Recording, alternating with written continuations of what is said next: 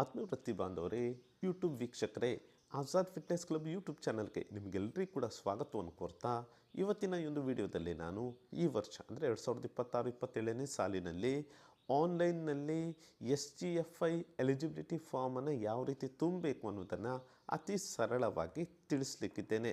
ಆತ್ಮೀಯರೇ, ಪ್ರತಿಯೊಂದು ವಿದ್ಯಾರ್ಥಿಯು ಈ ತಾಲೂಕು ಮಟ್ಟ, ಹೋಬಳಿ ಮಟ್ಟ, ಜಿಲ್ಲಾ, ರಾಜ್ಯ, ವಿಭಾಗೀಯ ಮಟ್ಟ, ರಾಷ್ಟ್ರ ಮಟ್ಟದಲ್ಲಿ ಭಾಗವಹಿಸಬೇಕಾದ್ರೆ ಕಡ್ಡಾಯವಾಗಿ ಶಾಲೆಯಲ್ಲಿ ಆ ಒಂದು ವಿದ್ಯಾರ್ಥಿಯ SGFI ಆನ್ಲೈನ್ ರಿಜಿಸ್ಟ್ರೇಷನನ್ನು ಮಾಡಬೇಕಾಗತ್ತೆ. ಮಾಡಿ ಅದರ ಪ್ರಿಂಟೌಟನ್ನು ತೆಗಿಬೇಕಾಗತ್ತೆ. ಹಾಗಾದರೆ ಈ ವರ್ಷ ಏನೇನು ಮಾಡಬೇಕು, ಮಾಡುವಂಥ ಹಂತ ಹೇಗೆ ಅನ್ನೋದನ್ನು ಸರಳವಾಗಿ ತಿಳಿಸ್ತೇನೆ.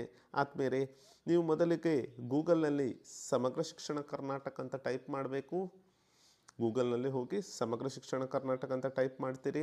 ಅಲ್ಲಿ ಫಸ್ಟ್ ಏನು ಬರುತ್ತೆ, ಓಪನಲ್ಲಿ ಏನು ಬರುತ್ತೆ, ಫಸ್ಟ್ ಮೇಲ್ಭಾಗದಲ್ಲಿ ನೀವೇನು ಕಾಣ್ತಾ ಇದ್ದೀರಿ ಅದ್ರ ಮೇಲೆ ನೀವು ಕ್ಲಿಕ್ ಮಾಡ್ತೀರಿ. ಈ ರೀತಿ ಕ್ಲಿಕ್ ಮಾಡಿದಾಗ ನಮ್ಮ ಸಮಗ್ರ ಶಿಕ್ಷಣ ಕರ್ನಾಟಕದ ಪೋರ್ಟಲ್ ಓಪನ್ ಆಗುತ್ತೆ. ಸೊ ಇಲ್ಲಿ ತುಂಬ ಫೋಲ್ಡರ್ಸ್ ರೀತಿ ಆಪ್ಷನ್ಸ್ ಬರುತ್ತೆ. ಇದರಲ್ಲಿ ಕೊನೆಯದಾಗಿ ನೀವು ಇಲ್ಲಿ ಕಾಣ್ತಾ ಇದ್ದೀರಿ ಸ್ಪೋರ್ಟ್ಸ್ ಲಾಗಿನ್ ಅಂತ ಇದೆ. ಇಲ್ಲಿ ಲಾಗಿನ್ ಮೇಲೆ ನೀವು ಕ್ಲಿಕ್ ಮಾಡ್ತೀರಿ. ಈ ರೀತಿ ಲಾಗಿನ್ ಮೇಲೆ ಕ್ಲಿಕ್ ಮಾಡಿದಾಗ ಇನ್ನೊಂದು ಪೇಜ್ ಓಪನ್ ಆಗುತ್ತೆ. ಅಲ್ಲಿ ಎಡಭಾಗದಲ್ಲಿ ಗ್ರೀನ್ ಏನಿದೆ, ಗ್ರೀನಲ್ಲಿ ಲಾಗಿನ್ ಅಂತ ಏನು ಬರುತ್ತೆ ಅದರ ಮೇಲೆ ನೀವು ಕ್ಲಿಕ್ ಮಾಡಬೇಕು. ಈ ರೀತಿ ಕ್ಲಿಕ್ ಮಾಡಿದಾಗ ಮತ್ತೆ ಲಾಗಿನ್ ಆಪ್ಷನ್ ಬರುತ್ತೆ. ಇಲ್ಲಿ ನೀವು ನಿಮ್ಮ ಶಾಲೆಯ ಏನು UDICE ಕೋಡ್ ಏನಿದೆ ಆ UDICE ಕೋಡನ್ನು ಯೂಸರ್ ನೇಮ್ ಇದ್ದ ಜಾಗದಲ್ಲಿ ಹಾಕಬೇಕು. ಯೂಸರ್ ನೇಮ್ ಇದ್ದಲ್ಲಿ ನಿಮ್ಮ ಶಾಲೆಯ UDICE ಕೋಡನ್ನು ಹಾಕ್ತೀರಿ. ಅದಾದ ಮೇಲೆ ಅದರ ಕೆಳಭಾಗದಲ್ಲಿ ಪಾಸ್ವರ್ಡ್ ಅಂತ ಇದೆ. ಪಾಸ್ವರ್ಡ್ ಕೂಡ ಪ್ರಥಮ ಬಾರಿಗೆ ನಿಮ್ಮ ಶಾಲೆಯ UDICE ಕೋಡೇ ಆಗಿರುತ್ತೆ. ಅದಾದ ಮೇಲೆ ಒಂದು ವೇಳೆ ನೀವು ಶಾಲೆಯ ಯೂಸರ್ ನೇಮನ್ನು ಪಾಸ್ವರ್ಡನ್ನು ಚೇಂಜ್ ಮಾಡಲಿಕ್ಕಾಗತ್ತೆ. ಚೇಂಜ್ ಮಾಡಿದರೆ ಯಾವ ಪಾಸ್ವರ್ಡನ್ನು ನೀವು ಹಾಕಿದ್ದೀರಿ ಆ ಪಾಸ್ವರ್ಡನ್ನು ಹಾಕಬೇಕು. ಇಲ್ಲವಾದಲ್ಲಿ ನಿಮ್ಮ ಶಾಲೆಯ UDICE ಕೋಡನ್ನೇ ನೀವು ಪಾಸ್ವರ್ಡ್ ಆಗಿ ನಮೂದಿಸಬಹುದು. ಅದರ ಕೆಳಭಾಗದಲ್ಲಿ ಕ್ಯಾಪ್ಚಾ ಬರುತ್ತೆ. ಸೊ ಕ್ಯಾಪ್ಚಾದಲ್ಲಿ ಏನಿದೆ ಅದನ್ನು ನೋಡಿ ನಾನು ಟೈಪ್ ಮಾಡ್ತಾ ಇದ್ದೇನೆ. ಅದಾದ ಮೇಲೆ ಲಾಗಿನ್ ಅಂತ ಕ್ಲಿಕ್ ಮಾಡ್ತೇನೆ. ಸೊ ಈ ರೀತಿ ಲಾಗಿನ್ ಮೇಲೆ ಕ್ಲಿಕ್ ಮಾಡಿದಾಗ ನೀವಿಲ್ಲಿ ಕಾಣ್ತೀರಿ ಸ್ಕೂಲ್ ನೇಮ್ ಅಂತ ಇದೆ. ಪ್ರಥಮವಾಗಿ ನಾವು ನೋಡಬೇಕಾದದ್ದು ಸ್ಕೂಲ್ ನೇಮ್. ನಮ್ಮ ಶಾಲೆ ಹೆಸರು ಬಂದಿದೆಯಾ? ಹೌದು, GHS ಆವರ್ಸಿ ಅಂತ ಬಂದಿದೆ. ಇಲ್ಲಿ ನಮಗೆ 8 ಆಪ್ಷನ್ಸ್ಗಳು ಕಾಣ್ತವೆ. ಆ 8 ಆಪ್ಷನ್ಸ್ಗಳ ಬಗ್ಗೆ ಅದರಲ್ಲಿ ಪ್ರಥಮ ಆಪ್ಷನ್ಸ್ ಏನಿದೆ ಇನ್ಸ್ಟ್ರಕ್ಷನ್ಸ್ ಅನ್ನೋದ್ರ ಬಗ್ಗೆ ನಾನು ಈ ಹಿಂದೆ ವಿಡಿಯೋವನ್ನು ಮಾಡಿದ್ದೆ. ನನ್ನ ಹಲವಾರು ದೈಹಿಕ ಶಿಕ್ಷಣ ಬಂಧುಗಳು ಅದನ್ನು ವೀಕ್ಷಣೆ ಮಾಡಿದ್ದಾರೆ. ಸೊ ಅದರಲ್ಲಿ ಮುಖ್ಯ ಏನು ಯಾವ ಡಾಕ್ಯುಮೆಂಟ್ಸ್ಗಳು ಬೇಕು ಅನ್ನೋದ್ರ ಬಗ್ಗೆ ನಾನು ತಿಳಿಸಿದ್ದೇನೆ. ನೋಡ್ದಿದ್ದವರು ನನ್ನ ಡಿಸ್ಕ್ರಿಪ್ಷನ್ ಮೇಲೆ ಕ್ಲಿಕ್ ಮಾಡಿ ಅದನ್ನು ನೋಡ್ಬೋದು. ನೆಕ್ಸ್ಟ್ ಬರುತ್ತೆ ಅಪ್ಲಿಕೇಶನ್. ಸೊ ಇಲ್ಲಿ ನೀವು ಅಪ್ಲಿಕೇಶನ್ ಮೇಲೆ ಕ್ಲಿಕ್ ಮಾಡಿ ನಮ್ಮ ಮುಂದಿನ ಪ್ರೊಸೀಜರ್ ಏನಿದೆ, ನಮ್ಮ ಶಾಲೆಯ ವಿದ್ಯಾರ್ಥಿಯ ಆನ್ಲೈನನ್ನು ರಿಜಿಸ್ಟ್ರೇಷನ್ ಮಾಡುವಂತಹ ಹಂತ ಏನಿದೆ ಅದನ್ನು ಆರಂಭಿಸಬಹುದು. ಸೊ ಇಲ್ಲಿ ಅಪ್ಲಿಕೇಶನಲ್ಲಿ ಕೆಳಭಾಗದಲ್ಲಿ ನೀವು ಹೋದರೆ ಅಪ್ಲಿಕೇಶನ್ ಫಾರ್ಮ್ ಅಂತ ಇದೆ, ಎಂಟರ್ ಸ್ಟೂಡೆಂಟ್ ಸ್ಯಾಟ್ಸ್ ನಂಬರ್ ಅಂತ ಇದೆ. ಸೊ ನಾವು ಯಾವುದೇ ವಿದ್ಯಾರ್ಥಿಯನ್ನು ಆನ್ಲೈನಲ್ಲಿ ರಿಜಿಸ್ಟ್ರೇಷನ್ ಮಾಡಬೇಕಾದ್ರೆ ಪ್ರಪ್ರಥಮವಾಗಿ ಬೇಕಾಗಿರೋದು ಆ ಒಂದು ವಿದ್ಯಾರ್ಥಿಯ ಸ್ಯಾಟ್ಸ್ ನಂಬರ್. ಸೊ ಇಲ್ಲಿ ನಾನು ವಿದ್ಯಾರ್ಥಿಯ ಸ್ಯಾಟ್ಸ್ ನಂಬರನ್ನು ಇಲ್ಲಿ ಹಾಕ್ತೇನೆ. ಸೊ ಇಲ್ಲಿ ನಾನು ವಿದ್ಯಾರ್ಥಿಯ ಸ್ಯಾಟ್ಸ್ ನಂಬರನ್ನು ಹಾಕ್ತೇನೆ. ಅದಾದ ಮೇಲೆ ಫೆಚ್ ಅಂತ ಕೊಡ್ತೇನೆ. ಕೆಳಭಾಗದಲ್ಲಿ ಬ್ಲೂ ಲೈನಲ್ಲಿ ಏನು ಫೆಚ್ ಅಂತ ಬಂದಿದೆ, ಸೊ ಆ ಫೆಚ್ಚನ್ನು ಕೊಡ್ತೇನೆ. ಈ ರೀತಿ ಫೆಚ್ ಅಂತ ಕೊಟ್ಟಾಗ ನಮಗೆ ಆ ಒಂದು ವಿದ್ಯಾರ್ಥಿಯ ಮಾಹಿತಿ ಓಪನ್ ಆಗುತ್ತೆ. ಸೊ ಇಲ್ಲಿ ಫೆಚ್ ಅಂತ ಕೊಟ್ಟಿದ್ದೇನೆ. ಫೆಚ್ ಅಂತ ಕೊಟ್ಟ ತಕ್ಷಣ ಇಲ್ಲಿ ಫಸ್ಟಿಗೆ ಇನ್ಸ್ಟ್ರಕ್ಷನ್ಸ್ ಬರುತ್ತೆ. ಜಂಪ್ ರೋಪ್ ಮತ್ತು ರೋಪ್ ಸ್ಕಿಪ್ಪಿಂಗ್ ಬಗ್ಗೆ, ಸ್ವಿಮ್ಮಿಂಗ್ ಬಗ್ಗೆ, ಸ್ಕೇಟಿಂಗ್ ಬಗ್ಗೆ 3 ಇನ್ಸ್ಟ್ರಕ್ಷನ್ಸನ್ನು ಜನರಲ್ ಆಗಿ ಓದಲಿ ಅಂತ ಹಾಕಿರ್ತಾರೆ. ಅದರ ಕೆಳಭಾಗದಲ್ಲಿ ಬರುತ್ತೆ ಏಜ್ ಗ್ರೂಪ್ ಅಂಡರ್ 14, ಅಂಡರ್ 17 ಇದರ 2 ಏಜ್ ಗ್ರೂಪ್ ಬರುತ್ತೆ.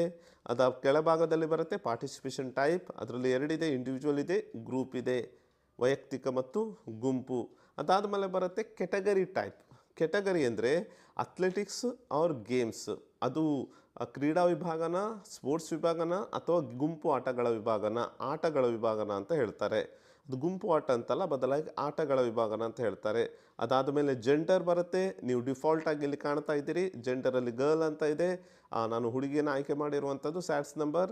ಅದಾದ ಮೇಲೆ ಡಿಸೇಬಿಲಿಟಿ ಅಂತ ಇದೆ, ಅದು ಎಸ್ ಆರ್ ನೋ ಅಂತ ಇರ್ತದೆ. ಡಿಸೇಬಲ್ ಚಿಲ್ಡ್ರನ್ಸ್ ಇದ್ದರೆ, ಮಕ್ಕಳಿದ್ರೆ ಅಲ್ಲಿ ಆಟೋಮೆಟಿಕ್ಕಾಗಿ ನೋ ಅಂತ ಬರುತ್ತೆ. ಇಲ್ಲವಾದಲ್ಲಿ ಡಿಸೇಬಲ್ ಇದ್ದರೆ ಎಸ್ ಅಂತ ಬರುತ್ತೆ, ಇಲ್ಲವಾದಲ್ಲಿ ನೋ ಅಂತ ಬರುತ್ತೆ.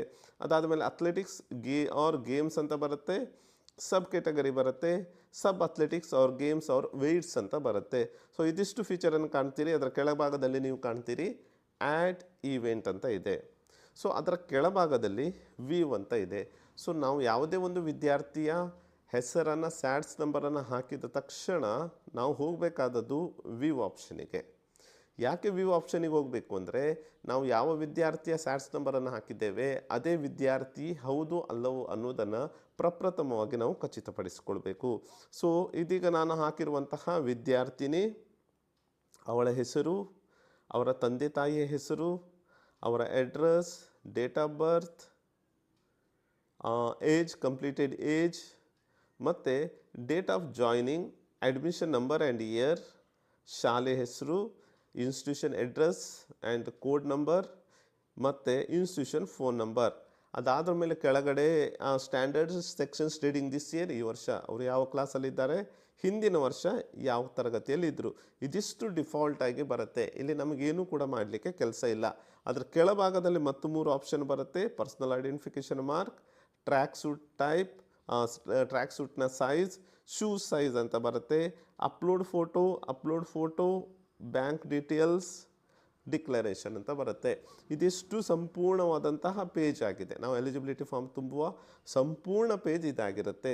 ಸೊ ಈಗ ನಾವು ಮೊದಲ ಹಂತದಲ್ಲಿ ನಾವು ವಿದ್ಯಾರ್ಥಿ ಅವನು ಹೌದು ಅಲ್ಲವೋ ಅನ್ನೋದನ್ನು ಖಚಿತಪಡಿಸ್ಕೊಳ್ಬೇಕು. ಆ ವಿದ್ಯಾರ್ಥಿ ಹೌದು ಅಂದಾಗ ನಾವು ಮುಂದಿನ ಹಂತದಲ್ಲಿ ಮಾಡಬೇಕಾದದ್ದು ಆ ಒಂದು ವಿದ್ಯಾರ್ಥಿಯ ಈವೆಂಟನ್ನು ನಾವು ಆ್ಯಡ್ ಮಾಡಬೇಕಾಗಿರುವಂಥದ್ದು. ಈವೆಂಟ್ ಆ್ಯಡ್ ಮಾಡಲಿಕ್ಕೆ ನಾವೇನು ಮಾಡಬೇಕು ಅಂದರೆ, ಇಲ್ಲಿ ನಾವು ಮತ್ತೆ ಡ್ರ್ಯಾಗ್ ಮಾಡ್ತಾ ಟಾಪಿಗೆ ಹೋಗ್ತೇವೆ, ಮೇಲ್ಭಾಗಕ್ಕೆ ಹೋಗ್ತೇವೆ. ಇಲ್ಲಿ ಮೊದಲಿಗೆ ಅವನ ಕೆಟಗರಿಯನ್ನು ಆಯ್ಕೆ ಮಾಡ್ತೇವೆ. ಸೊ ಆ ಒಂದು ವಿದ್ಯಾರ್ಥಿ ಅಂಡರ್ 14 14 ಆರ್ 17 ಇದನ್ನು ಆಯ್ಕೆ ಮಾಡ್ತಾರೆ, ಮಾಡಬೇಕು ನಾವು ಯಾವ ವಿಭಾಗದಲ್ಲಿ ಅವನು ಭಾಗವಹಿಸಬೇಕು ಅಂತ. ಅದಾದ ಮೇಲೆ ಅದರ ಕೆಳಭಾಗದಲ್ಲಿ ಪಾರ್ಟಿಸಿಪೇಷನ್ ಟೈಪ್ ಅಂತ ಏನಿದೆ, ಇಲ್ಲಿ ನಾವು ವೈಯಕ್ತಿಕ ವಿಭಾಗದಲ್ಲಿ ಅವನು ಭಾಗವಹಿಸ್ತಾ ಇರೋದಾ ಅಥವಾ ಗುಂಪು ವಿಭಾಗದಲ್ಲಿ ಭಾಗವಹಿಸ್ತಾ ಇರೋದಾ ಅನ್ನೋದನ್ನು ಇಲ್ಲಿ ಆಯ್ಕೆ ಮಾಡಬೇಕು. ನಾನು ವೈಯಕ್ತಿಕ ಇಂಡಿವಿಜುವಲನ್ನು ಆಯ್ಕೆ ಮಾಡ್ತೇನೆ. ಅದರ ಇಂಡಿವಿಜುವಲಲ್ಲಿ ನೋಡಿ 2 ಟೈಪ್ ಇದೆ. ಇಂಡಿವಿಜುವಲಲ್ಲಿ ಅಥ್ಲೆಟಿಕ್ಸ್ ಇದೆ, ಇಂಡಿವಿಜುವಲಲ್ಲಿ ಗೇಮ್ಸ್ ಇದೆ. ಇಂಡಿವಿಜುವಲ್ ಅಥ್ಲೆಟಿಕ್ಸ್ ಅಂದರೆ 100 ಮೀಟರ್, 200, ಓಕೆ, ಇದೆಲ್ಲ ಈವೆಂಟ್ಸ್ಗಳಿದೆ ಅಲ್ವಾ, ಇದೆಲ್ಲವೂ ಕೂಡ ಏನಾಗಿರುತ್ತೆ, ಇಂಡಿವಿಜುವಲಲ್ಲಿ ಅಥ್ಲೆಟಿಕ್ಸ್ ಆಗಿರುತ್ತೆ. ಇಂಡಿವಿಜುವಲಲ್ಲಿ ಗೇಮ್ಸ್ ಇದೆ, ರಸ್ಲಿಂಗ್ ಇದೆ, ಕುಸ್ತಿ ಇದೆ, ಬಾಕ್ಸಿಂಗ್ ಇದೆ, ಓಕೆ, ಚೆಸ್ ಇದೆ, ಇದೆಲ್ಲ ಇಂಡಿವಿಜುವಲೇ ಆಗಿರುತ್ತೆ. ಬಟ್ ಇಂಡಿವಿಜುವಲಲ್ಲಿ ಗೇಮ್ಸ್ ಆಗಿರುತ್ತೆ. ಸೊ ಅದಾದಮೇಲೆ ಇಲ್ಲಿ ಕಾಣ್ತೀರಿ ಜೆಂಡರ್, ಇದ್ರ ಬಗ್ಗೆ ನಾನು ಹೇಳಿದ್ದೇನೆ. ಪ್ರಪ್ರಥಮವಾಗಿ ನಾನು ಇಂಡಿವಿಜುವಲನ್ನು ಆಯ್ಕೆ ಮಾಡಿದರೆ, ನಾನು ಅಥ್ಲೆಟಿಕ್ ಈವೆಂಟನ್ನು ಆ ಒಂದು ವಿದ್ಯಾರ್ಥಿ ತುಂಬ್ತಾ ಇದ್ದೇನೆ ಅಂತಾದರೆ ನಾನು ಅಥ್ಲೆಟಿಕ್ಸ್ ಮೇಲೆ ಕ್ಲಿಕ್ ಮಾಡ್ತೇನೆ. ಅದರ ಕೆಳಭಾಗದಲ್ಲಿ ಹೋಗ್ತೇನೆ. ಇಲ್ಲಿ ಅಥ್ಲೆಟಿಕ್ಸ್ ಆರ್ ಗೇಮ್ಸ್ ಯಾವ ಸ್ಪರ್ಧೆ ಅನ್ನೋದನ್ನು ನಾನಿಲ್ಲಿ ಎಂಟ್ರಿ ಮಾಡಬೇಕು. ಅಲ್ಲಿ ಅಥ್ಲೆಟಿಕ್ಸ್ ಆರ್ ಗೇಮ್ಸ್ ಮೇಲೆ ನಾನು ಕ್ಲಿಕ್ ಮಾಡಿದಾಗ ನೀವು ಇಲ್ಲಿ ಕಾಣ್ತೀರಿ ನಮಗೆ ಸಂಪೂರ್ಣ ಈವೆಂಟ್ಸ್ಗಳು, ಯಾವ ಯಾವ ಈವೆಂಟ್ಸ್ಗಳು ಇದ್ದಾವೆ ಅಷ್ಟು ಈವೆಂಟ್ಸ್ಗಳು ನಮಗೆ ಕಾಣ್ತವೆ. ಸೊ ಇದು ಅಂಡರ್ 14 ವಿದ್ಯಾರ್ಥಿನಿ ಆಗಿರುವುದರಿಂದಾಗಿ ಅಂಡರ್ 14 ವಿದ್ಯಾರ್ಥಿಗಳಿಗೆ ಇರುವಂತಹ ಎಲ್ಲ ಈವೆಂಟ್ಗಳು ಇಲ್ಲಿ ಓಪನ್ ಆಗಿದೆ. 100, 200, 400, 600, 80 metre, long jump, high jump, shot put, discus, 4x100 metre relay. So ಇಷ್ಟು ಈವೆಂಟ್ಸ್ಗಳು ನಮಗೆ ಓಪನ್ ಆಗಿದೆ. ಇದು 100 ಮೀಟರ್ಸ್, ಇದರಲ್ಲಿ ಇದು ಅಂಡರ್ 14ಅಲ್ಲಿ. ಸೊ ನಾನು ಆ ಒಂದು ವಿದ್ಯಾರ್ಥಿಯ ಶಾರ್ಟ್ ಪುಟ್ ಈವೆಂಟನ್ನು ನಾನು ಆ್ಯಡ್ ಮಾಡ್ತಾ ಇದ್ದೇನೆ. ಅಲ್ಲಿ ಶಾರ್ಟ್ ಪುಟ್ ಅಂತ ಒಮ್ಮೆಲೆ ಒಂದು ಈವೆಂಟ್ ಮಾತ್ರ ಆ್ಯಡ್ ಮಾಡಲಿಕ್ಕಾಗತ್ತೆ. ಶಾರ್ಟ್ ಪುಟ್ ಅಂತ ಸೆಲೆಕ್ಟ್ ಮಾಡಿದ್ದೇನೆ. ಸಬ್ ಕೆಟಗರಿ ಏನೂ ಬರುವುದಿಲ್ಲ, ಯಾಕಂದರೆ ಶಾರ್ಟ್ ಪುಟ್ಟಲ್ಲಿ ಯಾವುದೇ ವೆಯ್ಟ್ ಕೆಟಗರಿ ಇರುವುದಿಲ್ಲ, ಸಬ್ ಸೆಕ್ಷನ್ ಇರುವುದಿಲ್ಲ. ಸೊ ಅದರ ಕೆಳಭಾಗದಲ್ಲಿ ಆ್ಯಡ್ ಈವೆಂಟ್ ಅಂತ ನೀವೇನು ಕಾಣ್ತಾ ಇದ್ದೀರಿ, ಬ್ಲೂ ಲೈನಲ್ಲಿ ಬ್ಲೂ ಅಲ್ಲಿ ಬಂದಿದೆ. ಸೊ ಅದ್ರ ಮೇಲೆ ನೀವು ಕ್ಲಿಕ್ ಮಾಡ್ತಾನೆ you have already added this maximum of 3 athletics event ಅಂತ ಬಂದಿದೆ. ಸೊ ನಾನು ಆ ಒಂದು ವಿದ್ಯಾರ್ಥಿಯ 3 ಅಥ್ಲೆಟಿಕ್ ಇವೆಂಟನ್ನು ಆ್ಯಡ್ ಮಾಡಿರೋದ್ರಿಂದ ಆ ರೀತಿ ಬರ್ತಾ ಇದೆ. ಸೊ ನಿಮಗೆ ಮೊದಲಿನಿಂದ ತೋರಿಸ್ತೇನೆ, ಇದನ್ನು ಡಿಲೀಟ್ ಮಾಡ್ತೇನೆ ನಾನು ಆಲ್ರೆಡಿ ಮಾಡಿರೋದನ್ನು. ಈಗ ಫ್ರೆಶ್ ಪೇಜ್ ಆಯಿತು. ಓಕೆ, ಸೊ ಈಗ ನಾನು ಆ ಒಂದು ವಿದ್ಯಾರ್ಥಿಯ ಈವೆಂಟನ್ನು ಇಲ್ಲಿ ಈಗ ಆ್ಯಡ್ ಮಾಡ್ತೇನೆ. ಇಲ್ಲಿ ನೀವು ಕಾಣ್ತೀರಿ ಅಥ್ಲೆಟಿಕ್ಸ್ ಶಾರ್ಟ್ ಪುಟ್ ಈವೆಂಟನ್ನು ಆವಾಗ ತಗೊಳ್ಳಿಲ್ಲ, ಈಗ ತಗೊಳ್ತದ ನೋಡೋಣ. ಆ್ಯಡ್ ಈವೆಂಟ್ ಮಾಡಿದ್ದೇನೆ, ಈವೆಂಟ್ ಆ್ಯಡೆಡ್ ಸಕ್ಸಸ್ಫುಲಿ ಅಂತ ಬಂತು. ಈಗ ಫಸ್ಟ್ ಟೈಮ್ ನಾವು ಈವೆಂಟನ್ನು ಆ್ಯಡ್ ಮಾಡುವಾಗ ಈ ರೀತಿ ಈವೆಂಟ್ ಆ್ಯಡೆಡ್ ಸಕ್ಸಸ್ಫುಲಿ ಅಂತ ಬಂದರೆ ಆ ಒಂದು ವಿದ್ಯಾರ್ಥಿ ಈವೆಂಟ್ ಆ್ಯಡ್ ಆಗಿದೆ ಅಂತ ಅರ್ಥ. ಓಕೆ ಅಂತ ಮಾಡ್ತೇನೆ.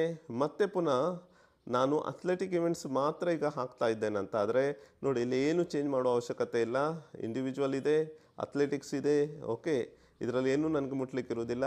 ಇಲ್ಲಿ ಶಾರ್ಟ್ ಪುಟ್ ಅಂತ ಇದೆ ಅಲ್ವಾ, ಅದರ ಪಕ್ಕದಲ್ಲಿರುವಂಥ ವಿ ಅನ್ನು ನಾವು ಕ್ಲಿಕ್ ಮಾಡಿದರೆ ಇಲ್ಲಿ ಉಳಿದ ಇವೆಂಟ್ಗಳು ಕಾಣ್ತವೆ. ಈಗ ಆ ಒಂದು ವಿದ್ಯಾರ್ಥಿಯ ಡಿಸ್ಕಸ್ ಥ್ರೋ ಇವೆಂಟ್ ಇದೆ, ಡಿಸ್ಕಸ್ ಥ್ರೋ ಅಂತ ಹಾಕ್ತೇನೆ ಮತ್ತು ಆ್ಯಡ್ ಇವೆಂಟ್ ಅಂತ ಕೊಡ್ತೇನೆ. ಈವೆಂಟ್ ಆ್ಯಡೆಡ್ ಸಕ್ಸಸ್ಫುಲಿ ಅಂತ ಬಂದಿದೆ. ಈಗ 2 ಇವೆಂಟನ್ನು ನಾನು ಆ್ಯಡ್ ಮಾಡಿದ್ದೇನೆ. ಓಕೆ ಅಂತ ಮಾಡ್ತೇನೆ. ಮತ್ತೆ ಪುನಃ ಅಥ್ಲೆಟಿಕ್ ಇವೆಂಟನ್ನು ನಾನು ಆ್ಯಡ್ ಮಾಡ್ತೇನೆ. ಇದರಲ್ಲಿ ಏನು ಚೇಂಜಸ್ ಮಾಡ್ತಾ ಇಲ್ಲ, ಇದು ಹಾಗೇ ಇದೆ.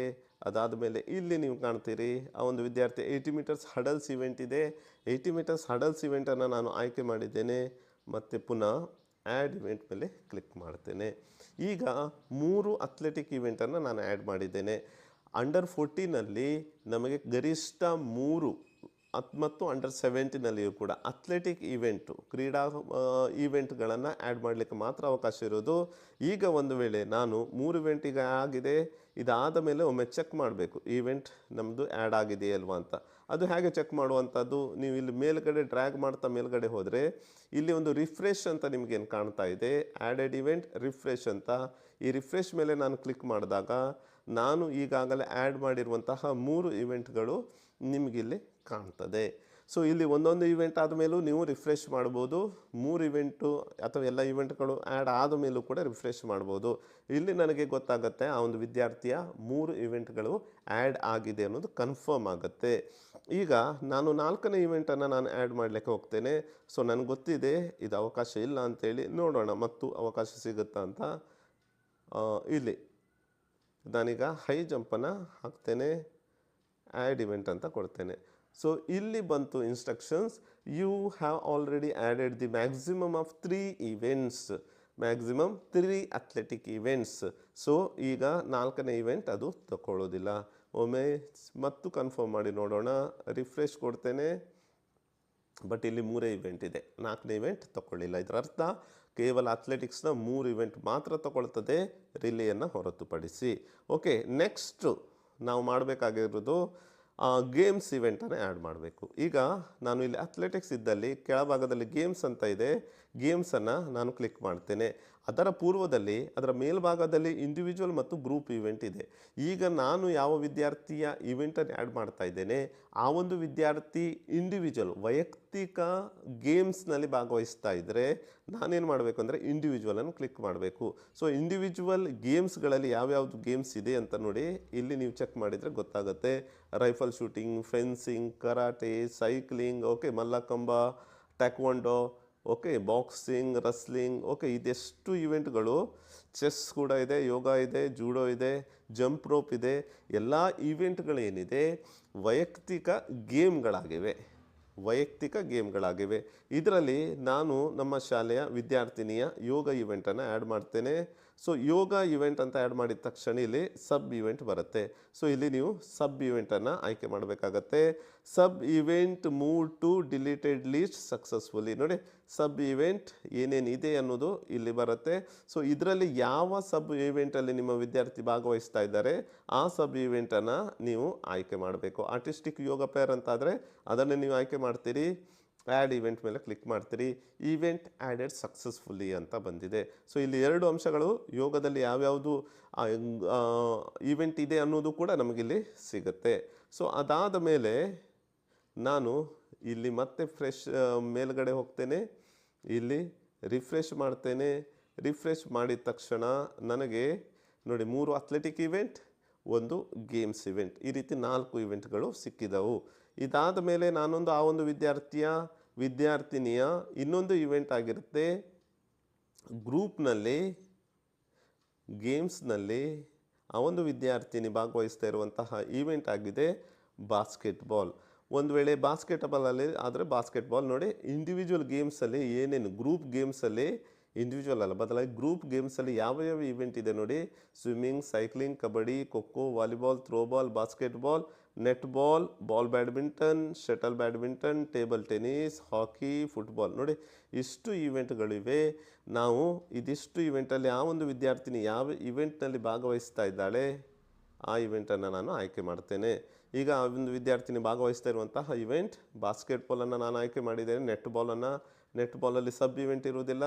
ಓಕೆ, ನಿಮಗೆ ತೋರಿಸ್ಲಿಕ್ಕಾಗಿ ನಾನೊಂದು ಕೆಲಸ ಮಾಡ್ತೇನೆ. ಇದರಲ್ಲಿ ಇದೀಗ ಓಕೆ ನೆಟ್ ಬಾಲನ್ನು ತೊಗೊಂಡಿದ್ದೇನೆ ಅಥವಾ ಹಾಕಿ ಫುಟ್ಬಾಲ್ ಯಾವುದೇ ಇವೆಂಟನ್ನು ತೊಗೊಳ್ಬೋದು. ಇದರಲ್ಲಿ ಸಬ್ ಕೆಟಗರಿ ಇರುವುದಿಲ್ಲ. ಆವಾಗ ನಾವು ನೋಡಿದ್ವಿ ಸಬ್ ಕೆಟಗರಿ, ಯೋಗಾಸನದಲ್ಲಿ ಸಬ್ ಕೆಟಗರಿ ಬಂತು. ಅದೇ ರೀತಿ ನಮಗೆ ಬಾಕ್ಸಿಂಗಲ್ಲಿ ಬರುತ್ತೆ, ಕರಾಟೆಯಲ್ಲಿ ಬರುತ್ತೆ. ಓಕೆ, ಅದರಲ್ಲಿ ವೆಯ್ಟ್ ಕೆಟಗರಿ ಏನಿದೆ ಆ ವೆಯ್ಟ್ ಕೆಟಗರಿಯು ಕೂಡ ಅಲ್ಲಿ ಓಪನ್ ಆಗುತ್ತೆ. ಸೊ ಇದು ಈಗ ನಾನು ಹಾಕಿಯನ್ನು ಆ್ಯಡ್ ಮಾಡ್ತೇನೆ. ಆ್ಯಡ್ ಇವೆಂಟ್ ಅಂತ ಕೊಟ್ಟಿದ್ದೇನೆ. ಈವೆಂಟ್ ಆ್ಯಡೆಡ್ ಸಕ್ಸಸ್ಫುಲಿ ಅಂತ ಬಂದಿದೆ. ಸೊ ಈಗ 2 ಗೇಮ್ ಇವೆಂಟ್ಸ್ ಆಯಿತು, 2 ಅಥ್ಲೆಟಿಕ್ ಇವೆಂಟ್ ಆಯಿತು, 5 ಇವೆಂಟ್ಗಳಾದವು. ಈಗ ನಾನು 6ನೇ ಈವೆಂಟನ್ನು ಆ್ಯಡ್ ಮಾಡಲಿಕ್ಕೆ ಹೋದರೆ, ಗೇಮ್ಸಲ್ಲಿ ಇನ್ನೊಂದೇ ಈವೆಂಟನ್ನು ನಾನು ಆ್ಯಡ್ ಮಾಡಲಿಕ್ಕೆ ಹೋದರೆ ಏನು ಬರುತ್ತೆ ನಾವು ನೋಡೋಣ. ನೋಡಿ, ಟೇಬಲ್ ಟೆನ್ನಿಸನ್ನು ನಾನು ಆ್ಯಡ್ ಮಾಡಲಿಕ್ಕೆ ಹೋಗ್ತೇನೆ. ಆ್ಯಡ್ ಇವೆಂಟ್ ಅಂತ ಹೋದರೆ you can add a maximum of 2 games. ಒಂದು ವಿದ್ಯಾರ್ಥಿಯ ಗರಿಷ್ಠ 2 ಗೇಮ್ಗಳನ್ನು ಮಾತ್ರ ಆ್ಯಡ್ ಮಾಡ್ಬೋದು ಅಂತ ಹೇಳಿದ್ದಾರೆ. 3ನೇ ಗೇಮನ್ನು ಆ್ಯಡ್ ಮಾಡಲಿಕ್ಕೆ ಅವಕಾಶ ಇರುವುದಿಲ್ಲ. ಓಕೆ, ಸೊ ಇಲ್ಲಿ ಈಗ ಒಟ್ಟು 2 ಗೇಮ್ಸ್ಗಳು, 3 ಅಥ್ಲೆಟಿಕ್ ಇವೆಂಟ್ಗಳು, ಒಟ್ಟು 5 ಈವೆಂಟ್ಗಳಲ್ಲಿ ಭಾಗವಹಿಸಲಿಕ್ಕೆ ಅವಕಾಶ ಇದೆ. ರಿಲೇಯನ್ನು ಹೊರತುಪಡಿಸಿ 5 ಈವೆಂಟ್ಗಳಲ್ಲಿ ಮಾತ್ರ ಭಾಗವಹಿಸಲಿಕ್ಕೆ ಅವಕಾಶ ಇದೆ. ಇಲ್ಲಿ ನೀವು ಕಾಣ್ತೀರಿ ಆ ಒಂದು ವಿದ್ಯಾರ್ಥಿಯ 5 ಇವೆಂಟ್ ಇಲ್ಲಿ ಕಾಣ್ತೀರಿ. 1 2 3 4. ಓಕೆ, ಇನ್ನೊಂದು ಇವೆಂಟ್ ಕಾಣ್ತಾ ಇಲ್ಲ. ಇನ್ನೊಮ್ಮೆ ರಿಫ್ರೆಶ್ ಮಾಡೋಣ. ರಿಫ್ರೆಶ್ ಮಾಡ್ತೇನೆ. ಈಗ ನಿಮಗೆ ಆ ಒಂದು ವಿದ್ಯಾರ್ಥಿಯ 5 ಇವೆಂಟ್ಗಳು ಇಲ್ಲಿ ಕಾಣಲಿಕ್ಕೆ ಸಿಗುತ್ತೆ. ಸೊ ಸಬ್ ಇವೆಂಟ್ ಅಂತ ನೀವು ಯಾವತ್ತು ನೆನ್ಪಿಟ್ಕೊಳ್ಳಿ. ಇಲ್ಲಿ ಸಬ್ ಇವೆಂಟ್ ಅಂತ ನೀವು ಏನು ಕಾಣ್ತಾ ಇದ್ದೀರಿ ಅದು ಇಂಡಿವಿಜುವಲಲ್ಲಿ ಬರುತ್ತೆ, ಗ್ರೂಪಲ್ಲಿ ಕೆಲವೊಂದು ಇವೆಂಟಿಗೆ ಮಾತ್ರ ಬರುತ್ತೆ. ಸೊ ಇಲ್ಲಿ ನಾನು ಅಥ್ಲೆಟಿಕ್ಸನ್ನು, ಓಕೆ, ಇದರಲ್ಲಿ ಇಂಡಿವಿಜುವಲಲ್ಲಿ ಅಥ್ಲೆಟಿಕ್ಸ್ ಅಲ್ಲ, ಇಂಡಿವಿಜುವಲ್ ಗೇಮ್ಸನ್ನು ನಾನು ತಗೊಂಡ್ರೆ, ಇಲ್ಲಿ ನಾನು ಕರಾಟೆನ ಆಯ್ದುಕೊಂಡ್ರೆ ಇಲ್ಲಿ ಮತ್ತೆ ಬರುತ್ತೆ ಸಬ್ ಕೆಟಗರಿ ಅಂತ. ಇಲ್ಲಿ ಕರಾಟೆಗೆ ಸಂಬಂಧಪಟ್ಟ ಹಾಗೆ ವೆಯ್ಟ್ಸನ್ನು ನಾವು ಇಲ್ಲಿ ಆಯ್ಕೆ ಮಾಡಬೇಕಾಗತ್ತೆ. ಸೊ ಯಾವ ವೆಯ್ಟ್ ಕೆಟಗರಿಗೆ ಅನುಗುಣವಾಗಿ ಕಾಂಪಿಟೇಷನ್ ನಡೀತದೆ ಆ ಒಂದು ವಿದ್ಯಾರ್ಥಿಯ ವೆಯ್ಟನ್ನು ಕೂಡ ಇಲ್ಲೇ ನಾವು ಮೆನ್ಷನ್ ಮಾಡಬೇಕಾಗತ್ತೆ. ಅದಾದ ಮೇಲೆ ಇಲ್ಲಿ ಆ್ಯಡ್ ಇವೆಂಟ್ ಅಂತ ಕೊಡಬೇಕಾಗತ್ತೆ. ಬಟ್ ಈಗ ನಾನು ಆ್ಯಡ್ ಇವೆಂಟ್ ಅಂತ ಕೊಟ್ಟರೆ already added maximum number of games ಅಂತ ಬರುತ್ತೆ, ಆ್ಯಡ್ ಆಗಲ್ಲ. ಬಟ್ ನೀವು ಇಷ್ಟು ಮಾಡಿದ ಮೇಲೆ ಒಂದು ವೇಳೆ ಯಾವುದಾದ್ರೂ ವಿದ್ಯಾರ್ಥಿನಿಯ ಗೇಮನ್ನು ಚೇಂಜ್ ಮಾಡಬೇಕು ಅಂತಾದರೆ ನಿಮಗೆ ಆಪ್ಷನ್ ಇರುತ್ತೆ. ನೀವು ಇಲ್ಲೇ ಇರ್ತೀರಿ, ಇಲ್ಲೇ ಎಡಭಾಗದಲ್ಲಿ ಒಂದು ಡಿಲೀಟ್ ಆಪ್ಷನನ್ನು ಕಾಣ್ತೀರಿ. ಸೊ ಈಗ ನಾನು ಆ ಒಂದು ಹಾಕಿಯನ್ನು ಡಿಲೀಟ್ ಮಾಡ್ತೇನೆ. ಹಾಕಿಯನ್ನು ಡಿಲೀಟ್ ಮಾಡಿ ಈಗ ಅವರಿಗೆ ಕರಾಟೆಯನ್ನು ಈವೆಂಟನ್ನು ಆ್ಯಡ್ ಮಾಡ್ತೇನೆ ಅಂತಾದರೆ ನೋಡಿ, ಇಲ್ಲಿ ಕರಾಟೆ 26 kg ಕೆಟಗರಿ. ಓಕೆ, ಮತ್ತು ಸಬ್ ಕೆಟಗರಿ ಬರಲ್ಲ, ಇಲ್ಲಿ ಆ್ಯಡ್ ಇವೆಂಟ್ ಅಂತ ಕೊಟ್ಟಿದ್ದೇನೆ. ಈಗ ಇವೆಂಟ್ ಆ್ಯಡೆಡ್ ಸಕ್ಸಸ್ಫುಲಿ ಆಗಿದೆ. ಸೊ ಈಗ ನಾನು ಗರಿಷ್ಠ ಸಂಖ್ಯೆಯ ಗೇಮ್ ಮತ್ತು ಅಥ್ಲೆಟಿಕ್ ಈವೆಂಟ್ಗಳನ್ನು ಆ್ಯಡ್ ಮಾಡಿದ್ದೇನೆ. ಇದಿಷ್ಟು ಆ್ಯಡ್ ಮಾಡಿ ಆದ ಮೇಲೆ ನಮಗಿರುವಂತಹ ಕೆಲಸ ಮುಂದಿನ ಕೆಲಸವಾಗಿರುತ್ತೆ. ಉಳಿದ ಅವರ ಫೋಟೋ ಮತ್ತು ಅವರ ಸಿಗ್ನೇಚರ್, ಡಿಕ್ಲರೇಷನ್ ಮತ್ತು ಅಕೌಂಟ್ ಡೀಟೇಲ್ಸನ್ನು ತುಂಬುವಂಥದ್ದು. ಇಲ್ಲಿ ನೀವು ಬಹಳ ಮುಖ್ಯವಾಗಿ ಗಮನಿಸಬೇಕಾದೇನೆಂದರೆ, ನೀವು ಮೊದಲಿಗೆ ನಿಮ್ಮ ಶಾಲೆಯ ಎಷ್ಟೆಷ್ಟು ವಿದ್ಯಾರ್ಥಿಗಳಿದ್ದಾರೆ ಆ ಎಲ್ಲ ವಿದ್ಯಾರ್ಥಿಗಳ ಈವೆಂಟ್ಸ್ಗಳನ್ನು ನಮ್ಮ ಕೇವಲ ಸ್ಯಾಟ್ಸ್ ನಂಬರ್, ಅವರ ಡೇಟ್ ಆಫ್ ಬರ್ತನ್ನು ತಗೊಂಡು ನಾವು ಆ್ಯಡ್ ಮಾಡಲಿಕ್ಕೆ ಏನೂ ಕೂಡ ಸಮಸ್ಯೆ ಆಗೋದಿಲ್ಲ. ಅವರ photo, signature, account details, declaration, ಇದಿಷ್ಟು ಡಾಕ್ಯುಮೆಂಟ್ಸನ್ನು ನಾವು ಮುಂದಿನ ಹಂತದಲ್ಲಿ ಅದನ್ನು ತುಂಬಲಿಕ್ಕೆ ಅವಕಾಶ ಇರ್ತದೆ. ಸೊ ಈಗ ನಿಮ್ಗೆ ಅನ್ನಿಸ್ಬೋದು, ನಾನು ಲಾಗೌಟ್ ಆದರೆ, ಇಷ್ಟರಿಂದ ನಾನು ಸೈನ್ ಔಟ್ ಆದರೆ ಆ ಒಂದು ಈವೆಂಟು ಹಾಗೆ ಇರುತ್ತಾ, ನಾನು ಆ್ಯಡ್ ಮಾಡಿದ ಈವೆಂಟ್ ಹಾಗೆ ಇರುತ್ತಾ, ನಾವು ಮತ್ತೆ ಬೇರೆ ಮಕ್ಕಳ ಈವೆಂಟನ್ನು ಆ್ಯಡ್ ಮಾಡ್ಬೋದಾ, ಅಥವಾ ಅದರ ಮುಂದಿನ ಹಂತವನ್ನು ನೆಕ್ಸ್ಟ್ ಕಂಟಿನ್ಯೂ ಮಾಡ್ಬೋದಾ ಅಂತ. ಸೊ ಈಗ ಮತ್ತೆ ನಾನು ಲಾಗಿನ್ ಮಾಡ್ತೇನೆ. ಈಗ ನಾವು ನೋಡೋಣ. ಆಲ್ರೆಡಿ ನಾನು ಏನು ಈವೆಂಟನ್ನು ಆ್ಯಡ್ ಮಾಡಿದ್ದೇನೆ ಆ ಈವೆಂಟ್ ಇದೆಯಾ ನೋಡೋಣ.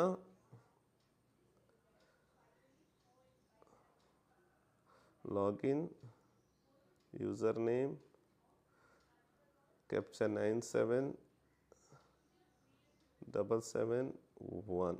Okay, login. ಈಗ ಆ ಒಂದು ವಿದ್ಯಾರ್ಥಿನಿಯ ಸ್ಯಾಟ್ಸ್ ನಂಬರನ್ನು ಹಾಕ್ತೇನೆ, ಫೆಚ್ ಅಂತ ಕೊಡ್ತೇನೆ. ಈಗ ನೋಡಿ, ಆಲ್ರೆಡಿ ನಾನು ಯಾವ ಈವೆಂಟ್ಗಳನ್ನು ಆ್ಯಡ್ ಮಾಡಿದ್ದೇನೆ ಆ ಎಲ್ಲ ಈವೆಂಟ್ಗಳು, shot put, discus throw, 80 metre hurdles, ಯೋಗಾಸನ, ಕರಾಟೆ, ಎಲ್ಲ ಈವೆಂಟ್ಗಳು ಸುರಕ್ಷಿತವಾಗಿ ಇದೆ. ಈ ರೀತಿ ನಾವು ಮೊದಲ ಹಂತದಲ್ಲಿ ಎಲ್ಲ ವಿದ್ಯಾರ್ಥಿಗಳ ಈವೆಂಟ್ಸ್ಗಳನ್ನು ನಾವು ಆ್ಯಡ್ ಮಾಡ್ಕೊಳ್ಬೋದು. ಅದಾದ ಮೇಲೆ ಎರಡನೇ ಹಂತದಲ್ಲಿ ಆ ಒಂದು ವಿದ್ಯಾರ್ಥಿಗೆ ಸಂಬಂಧಪಟ್ಟಂತಹ ಡಾಕ್ಯುಮೆಂಟ್ಸನ್ನು ನಾವು ಅಪ್ಲೋಡ್ ಮಾಡುವಂಥದ್ದು, ಸಬ್ಮಿಷನ್ ಕೊಡುವಂಥದ್ದು ಮತ್ತು ಪ್ರಿಂಟನ್ನು ತೆಗೆಯುವಂಥದ್ದು. ಇದನ್ನು ಹೇಗೆ ಮಾಡಬೇಕು ಆಲ್ರೆಡಿ 20 ಮಿನಿಟ್ಸ್ ವಿಡಿಯೋ ಆಗಿದೆ. ಸೊ ಮುಂದಿನ ಹಂತದಲ್ಲಿ ಇದರ ಪಾರ್ಟ್ 2 ಅಲ್ಲಿ ನಾವು ಯಾವ ರೀತಿ ಡಾಕ್ಯುಮೆಂಟ್ಸನ್ನು ಅಪ್ಲೋಡ್ ಮಾಡಬೇಕು ಅನ್ನೋದನ್ನು ನಿಮಗೆ ತಿಳಿಸ್ತೇನೆ. ಈ ವಿಡಿಯೋವನ್ನು ನೋಡಿದ ನೀವು ಒಂದು ವೇಳೆ ಈ ವಿಡಿಯೋ ಇಷ್ಟ ಆಗಿದ್ದರೆ ಮತ್ತು ನಿಮಗೆ ಮುಂದಿನ ವಿಡಿಯೋ ಬೇಕಾದರೆ ಸಬ್ಸ್ಕ್ರೈಬ್ ಮಾಡಿ, ನೀವು ಬೆಲ್ ಐಕನನ್ನು ಒತ್ತಿದರೆ ನನ್ನ ಮುಂದಿನ ವಿಡಿಯೋ ಕೂಡ ನಿಮ್ಗೆ ಬರುತ್ತೆ. ಅದರಲ್ಲಿ ನೀವು ಯಾವ ರೀತಿ ಡಾಕ್ಯುಮೆಂಟ್ಸನ್ನು ಅಪ್ಲೋಡ್ ಮಾಡ್ಬೋದು ಅನ್ನೋದನ್ನು ನೋಡಬಹುದು. ಸೊ ಇವತ್ತಿನ ವಿಡಿಯೋವನ್ನು ವೀಕ್ಷಿಸಿದ ತಮಗೆಲ್ಲರಿಗೂ ಕೂಡ ಕೃತಜ್ಞತೆಯನ್ನು ಸಲ್ಲಿಸ್ತಾ ಒಂದು ಸೆಷನನ್ನು ಮುಕ್ತಾಯಗೊಳಿಸ್ತಾ ಇದ್ದೇನೆ. ಧನ್ಯವಾದಗಳು. Thank you.